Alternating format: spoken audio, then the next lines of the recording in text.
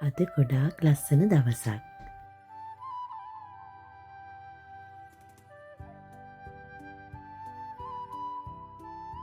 අද මගේ සුදු පුතාට විශේෂ දවසක්. එයා නර්සරි යන පළවෙනි දවස අද. පුරුද්දක් විදිහට හැමදාම උදේට නැගිටලා කුරුල්ලන්ට කෑම ගෙනියන්නේ එයා. එයාගේ පස්සෙන් මම යනවා. එයා තමයි කුරුල්ලන්ට කෑම ටික දෙන්නේ.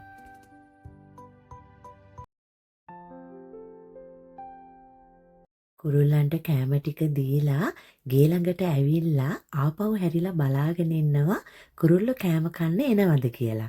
කුරුල්ලෝ කෑම ටික කන්න පටන් ගත්තට පස්සේ තමා මෙයා ආපහු ගේ ඇතුළට යන්නේ. හැමදාම වගේ එයා ওই දේ කරනවා.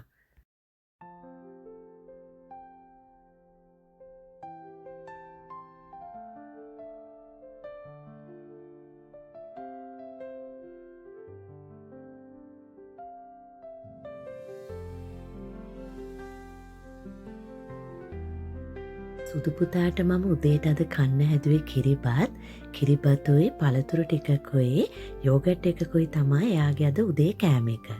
අපි දැන් නර්සරියට යන්න පිටත් වුණා. නර්සරි එකට යනකම් එයා ඒ ඇතුලේ වෙන කිසිම දෙයක් දන්නේ නැහැ. ගොඩාක් සතුටෙන් තමා අද එයා නර්සරි එකට ගියේ. යපු පළවෙනි දවස් දෙක මම පැය ගාන එයත් එක්ක නර්සරි එක ඇතුලේ හිටියා.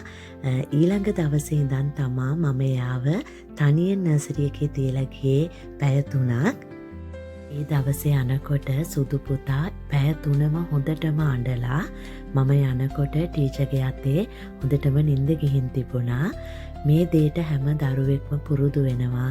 ඒකට කාලයක් යනවා. ඒ කාලයට ඉඩ දීලා අපි බලාගෙන ඉන්න ඕන.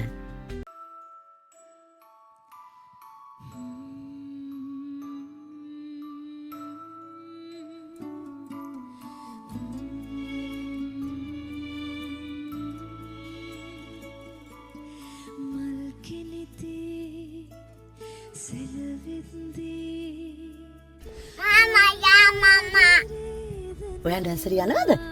ඔයා ආසයිද? නර්සරි යන්න ආසයි?